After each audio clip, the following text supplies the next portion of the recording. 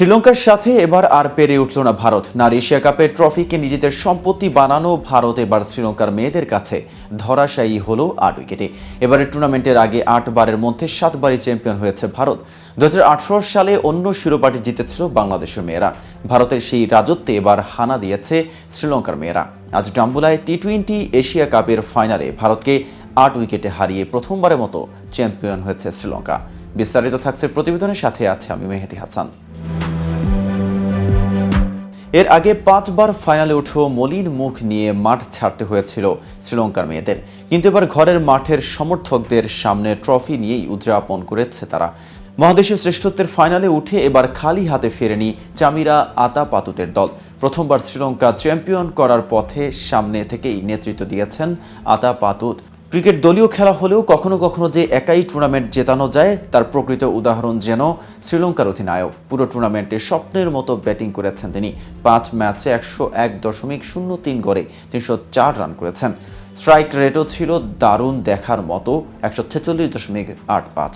এক সেঞ্চুরির বিপরীতে ২ ফিফটি তার, যার সবশেষ 50টি ভারতের বিপক্ষে আজকের ফাইনালে করেছেন আতাপাতুত। ওপেনিংয়ে নেমে দলের জয়ের ভিত গড়ে দেন তিনি। ১৪১.৮৬ স্ট্রাইক রেটে ৬১ রানের ইনিংসের সৌজন্যই তো ভারতের ১৬৬ রানের লক্ষ্য খুব সহজেই পেরিয়ে গেছে শ্রীলঙ্কা। ৯-৪ ও ২ ছক্কার ইনিংসের ওপর ভর করে পরে দলকে জয় এনে দিয়েছেন হর্ষিতা সামারাবিক্রমা। ৬-৪ ও ২ ছক্কায় ৬৯ রানের অপরাজিত ইনিংস খেলে দলকে ৮ বল হাতে রেখে ৮ উইকেটের বড় জয় এনে দিয়েছেন সামারাবিক্রমা।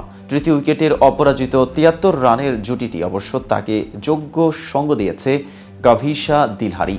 ১৮৭.৫৬ স্ট্রাইক রেটে ১-৪ ও ২ ছক্কায় ৩০ রানে অপরাজিত থাকেন দিলহারি। এর আগে ব্যাটিংয়ে ভারতকে দারুণ শুরু এনে দিয়েছিল দুই ওপেনার স্মৃতি মান্ধানা ও শেফালি বর্মা। দুজন মিলে পাওয়ার প্লেতে ৪৪ রান যোগ করেন। মান্ধানা ছিলেন আক্রমণাত্মক, শেফালি খেলেছেন ধরে। কাভিশা দিলহারির করা পাওয়ার প্লের পরের ওভারে থামে শেফালির ১৯ বলে ১৬ রানের ইনিংস। উদ্বোধনী জুটির করে দেওয়া সুবিধাটি অবশ্য কাজে লাগাতে পারেনি ভারতের পরের দুই ব্যাটার উমা ছেত্রী, হারমানপ্রীত কৌর। তবে মান্ধানার সঙ্গে ২৬ বলে ৪১ রানের জুটি গড়েন জেমিমা রদ্রিগেজ। ইনিংসের ১৭তম ওভারে জেমিমা ১৬ বলে ২৯ করে রান আউট হলে ভাঙে সেই জুটি।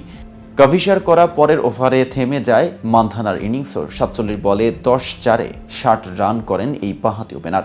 ভারতের রান তখন ৫ উইকেটে ১৩৩। সেখান থেকে দলের রান ১৫০-র ওপরে নিতে সাহায্য করেছে রিচা ঘোষ। তার ১৪ বলে ৩০ রান আসে ৪টি ৪ ও ১ ছক্কায়। নির্ধারিত ওভার শেষে ৬ উইকেটে ১৬৫ রান করে ভারতের মেয়েরা। তবে স্বাগতিক শ্রীলঙ্কার কাছে তা ধোপে টেকেনি। ৪ ওভারে ৩৬ রানে ২ উইকেট নেওয়া কাভিশা ছিল শ্রীলঙ্কার সেরা বোলার।